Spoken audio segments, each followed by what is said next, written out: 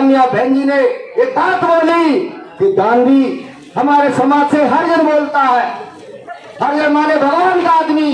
अगर गांधी हरिजन की संतान है, हमारे समाज को हरिजन बोलता है, अगर मेरे समाज कांग्रेस के अनुसार हरिजन है, तो क्या गांधी शैतान की औलाद है?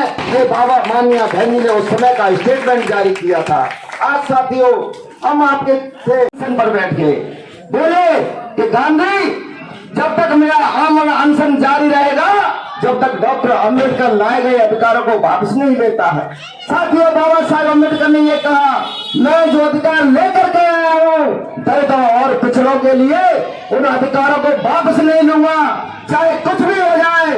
तब साथियों मैं ये बात आप नए युवाओं को इसलिए बताना चाहता हूँ, और खास करके उन साथियों को जो जानबूझ करके भी कांग्रेस का चश्मा लगाए बैठे हैं, हम साथियों उनसे कहना चाहते हैं, उसी रात उन लोगों ने जो लोग तिरंगा लेकर के हाथी पंजा छाप लेकर के बोल रहे हैं कि चमारों की टोलियों की रक्षा कांग्रेस करेगा, संविधान की रक्षा कांग्रेस करेगी, पंकज उपाध्याय करेगा।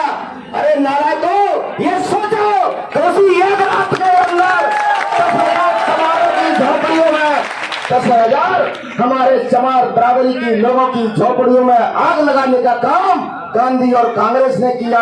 तब बाबा साहेब डॉक्टर अम्बेडकर में दुखी हुए। उन्होंने कहा कि जब मेरे समाज के लोग नहीं रहेंगे, ये कोई चमार धोबी धानुक लोग ही नहीं रहेंगे, काठी चमार पास ही नहीं रहेगा, मैं इन अधिकारों को क्या करूंगा? साथियों बाबा साहेब अम्बेडकर ने दुखी मन से समझौता करना पड़ा, जिसको पूना पैक्ट के नाम से जाना जाता है। जब साथियों पूना पैक्ट होने के बाद, डबल वोट के बाद हम पर सिंगल अधिकार बचा, आवास पृथक आवास व्यवस्था थी, हम पर ज्वाइंट आवास व्यवस्था बची। साथियों तमाम आधे अधिकार हमारे कांग्रेस ने षड्यंत्र के साथ छीन लिए गए। तब साथियों बाबा साहेब अम्बेडकर से जब समझौते के बाद यावरदा जेल से निकल करके आए, तो उस समय के तत्कालीन पत्रकारों ने पूछा, क्यों डॉक्टर अम्बेडकर अब आप कैसा महसूस कर रहे हो?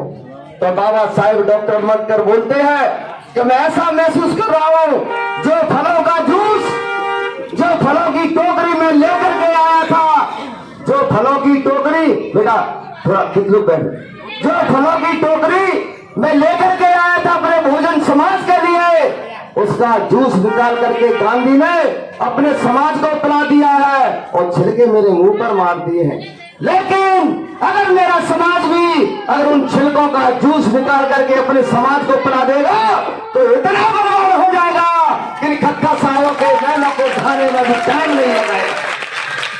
साथियों जब गुजरा बाबा साहेब अम्बेडकर इस दुनिया में से चले गए, उसके बाद कांग्रेस ने सोची समझी साजिश के तहत, कैसी सोची समझी साजिश के तहत पूरे साहू अम्बेडकर के आंदोलन को दबा दिया गया, और हमारे बिरादरी के अंदर चमार टोरी धोबी धानुक कुशवा माली के अंदर ये प्रचारित किया गया कि तुम्हारे लिए जो कुछ भी किया है वो गांधी ने किया है, और एक नया नाम हरिजन दे दिया गया।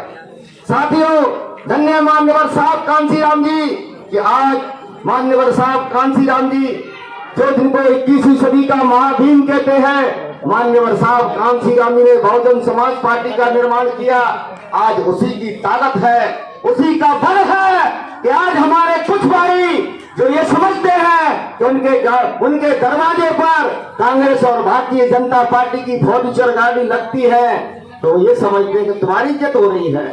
नहीं, तुम्हारी इज्जत नहीं, ये मान्यवर साहब कांसीराम जी की ताकत की इज्जत है। मान्यवर साहब की बहुजन समाज पार्टी की ताकत के कारण तुम्हारे दरवाजे पर फॉर्च्यूनर पहुंच रही है। वो किस लिए पहुंच रही है?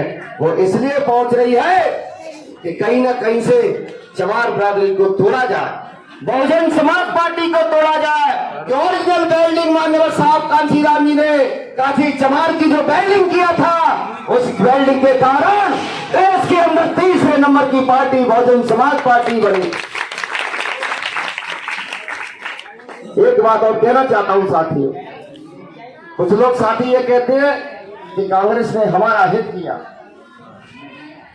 वो मैं ये बात बोलना चाहता हूं 1950 के अंदर कांग्रेस की वकालत करने वाले लोग भी सुने और युवा पीढ़ी, नई पीढ़ी भी सुने, जिन्हें बाबा साहेब अम्बेडकर के बारे में नहीं पता है, जिनको गुमराह किया जा रहा है। जय भीम का जो तथाकथित जो प्रत्याशी है वो बाबा साहेब, कांग्रेस का प्रत्याशी बाबा साहेब डॉक्टर अम्बेडकर जी का फोटो लगा करके गांव गांव गली गली जा रहा है, समाज को गुमराह करने का काम कर रहा है। लेकिन जब तक सांस है नंदलाल खरे के दिलों में रहेगी, एक एक सांस मेरे अंदर है, मेरे अंदर परम पूज्य डॉक्टर पीपी चौधरी साहब का संघर्ष है, माननीय साहब कांशीराम जी का संघर्ष है, एडवोकेट शाहराम कुशवाहा जी का संघर्ष है। अंतिम समय तक नंदलाल, मेरे बाबा ने मेरा नाम नंदलाल रखा है, दलाल नहीं। नंदलाल खरे जब आगे चलता है, मैं तो फकीर के साथ दूसरा फकीर चल रहा है और ये फकीर 70+ विधानसभा के अंदर वोट लेकर के विधानसभा के अंदर हाथी को भेजने का काम करेगा। दूसरी बात साथियों, उन्हीं लोगों ने 1950 के अंदर जिस तरीके से आज हमारे समाज को गुमराह करने का काम किया जा रहा है, 1950 में बाबा साहेब अम्बेडकर को उनके नौकर चुना दिया। कांग्रेस ने NS काजोलकर को, जो उनके यहाँ दूध देने का काम करता था, उस नौकर को बाबा साहब डॉक्टर अम्बेडकर से लोकसभा में रोकने के लिए उनसे चुनाव लड़ा दिया, पूरी ताकत लगा दी। और जब बाबा साहेब डॉक्टर अम्बेडकर, जो आज कुछ लोग कांग्रेस की बात करते हैं, ऐसे लोगों के कारण बाबा साहेब अम्बेडकर चुनाव 5000 वोटों से चुनाव हार गए।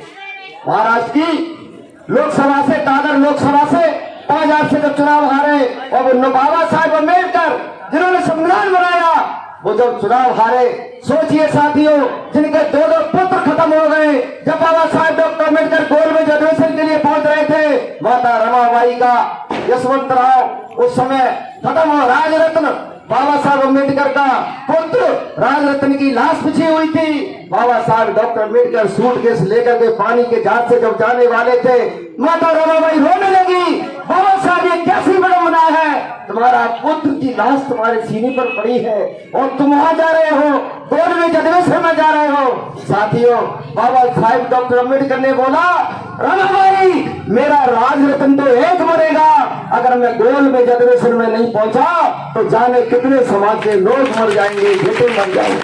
साथियों, सोचिए इस बात को, उस दृश्य को याद कीजिए, कैसा वो दृश्य रहा होगा। और आज कुछ लोग चंद स्वार्थ की खातिर जो ताकत बाबा साहब डॉक्टर भीमराव अम्बेडकर जी ने दी है, उस ताकत, उस शक्ति को कमजोर करने में लगे हुए हैं। तो साथियों, वो लोग बाबा साहब डॉक्टर अम्बेडकर से चुनाव हारने के बाद काजोलकर उनके दरवाजे पर पहुंचा, बोला बाबा साहब अम्बेडकर जी मैं तो चुनाव जीत गया।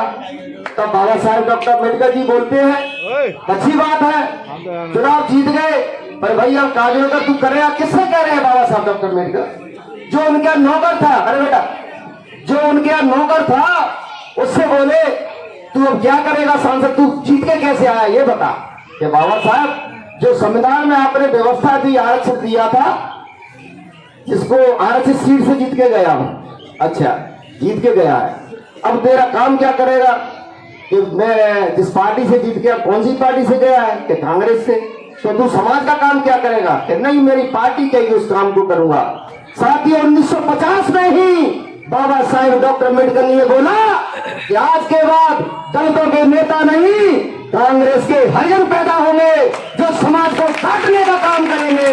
लेकिन धन्य मान्यवर साहब कांशीराम जी कि उन्होंने हरिजनों का ऑपरेशन कर दिया। और माननीय बहन जी ने 1996 में बोला, 95 में मुख्यमंत्री बनी, उससे पहले ही एक बहुत बड़ा सम्मेलन हुआ था दिल्ली के अंदर, जब माननीय बहन जी ने एक बात बोली कि गांधी हमारे समाज से हरिजन बोलता है, हरिजन माने भगवान का आदमी, अगर गांधी हरिजन की संतान है, हमारे समाज को हरिजन बोलता है, अगर मेरे समाज कांग्रेस के अनुसार हरिजन है, तो क्या गांधी शैतान की औलाद है। ये बाबा माननीय बहन जी ने उस समय का स्टेटमेंट जारी किया था। आज साथियों, हम आपके से ये बात इसलिए कहना चाहते हैं, इस बात का जिक्र इसलिए करना पड़ा साथियों कि आज अभी अभी मेरे एक मित्र का फोन आया है, मैं आपको इसकी कॉल डिटेल भी सुना सकता हूँ। एक मेरे मित्र का चौरा से फोन आया है, वो भारतीय जनता पार्टी का नेता है, त्यागी समाज का है। उसने मुझसे फोन करके ये बताया है कि भैया तुम्हारा हाथी, ये मेरे शब्द नहीं थे कि तुम्हारा हाथी तो ब्यावरा पहुंच गया। नहीं, कैसे कि जौरा विधानसभा का वाल्मीकि से लेकर के और बिल्कुल बनिया समाज, मुसलमान समाज, सारे लोग जय सोने राम बोल रहे हैं। अब तो तुम इतने वोट से जीतोगे जिसकी कल्पना कोई नहीं कर सकता है। इसलिए साथियों, मुझे बोलते हुए अधिक समय हो गया, लेकिन मैं एक आग्रह निवेदन आपसे करना चाहूंगा, खास करके युवा साथियों से करना चाहूंगा। अरे मेरे साथियों, हम अनुशासित लोग हैं, बाबा साहब डॉक्टर अम्बेडकर को मानने वाले लोग हैं। जो लोग आज से कहते हैं कि कांग्रेस के लिए वोट करो, उन लोगों से पूछ रहा कि आज से 3 वर्ष पूर्व भारतीय संविधान को जलाने का काम दिल्ली में किसने किया? उस समय दिल्ली में एक शुक्ला करके, मेरा मैं नाम भूल रहा उसका, एक गोस्वामी करके 3 लोग ब्राह्मण समाज के लोग थे जिसने भारतीय संविधान को जलाया। लेकिन उस समय जब भारतीय संविधान को जलाया गया, उस समय किसी की आवाज नहीं निकली, ना भारतीय जनता पार्टी के आरएसएस के लोगों ने संविधान की प्रति को जलवाया। लेकिन कांग्रेस भी जीवित थी, वही सोनिया गांधी जी थी, वही राहुल गांधी जी थे, लेकिन किसी का मुंह नहीं खुला। लेकिन जब भारतीय संविधान को जलाया गया तो राज्यसभा के अंदर सबसे पहले माननीय बहन ने प्रतिकार किया। आज तो तुमने फोटो कॉपी जला दी है। अगर 24 घंटे के अंदर मुलजिमों को गिरफ्तार कर देशद्रोह का मुकदमा दर्ज नहीं किया गया तो बहुजन समाज पार्टी पूरे देश के अंदर धरना आंदोलन करेगी। साथियों, उसके 24 घंटे के अल्टीमेटम के बाद उन मुलजिमों को पकड़ लिया गया। क्या ऐसे लोग तुम्हारे हितैषी हो सकते हैं जो लोग बाबा साहब तो अम्बेडकर द्वारा दिए गए संविधान को जलाने का काम करते हैं? उसी बिरादरी के प्रत्याशी आपके बीच में कांग्रेस से उतर करके आए हैं। जब कांग्रेस के लोग, भारतीय जनता पार्टी के लोग बाबा साहब अम्बेडकर द्वारा लिखित पवित्र संविधान को, जिसके अंदर तुम्हारे हक अधिकार है, उनको जलाने का काम करते हैं, तो सोचिए साथियों, उसी बिरादरी के लोग, उसी पार्टी के लोग कांग्रेस से यहाँ पर प्रत्याशी है, वो तुम्हारे कभी हित चिंतक नहीं हो सकते हैं। इसलिए कम समय में आपसे बस अपनी वाणी को विराम देता हूँ और लास्ट में एक बात बोलता हूँ। पापी का पेट एक दिन फूटेगा जरूर, पापी का पेट एक दिन फूटेगा जरूर। ऐ दलित बहुजन, तेरा हक तुझे मिलेगा जरूर, पर कुछ कुत्तों की तो जाति ही ऐसी है, काटेगा नहीं तो चाटेगा जरूर। अब साथी आपके बीच में बहुजन समाज पार्टी के पूर्व विधायक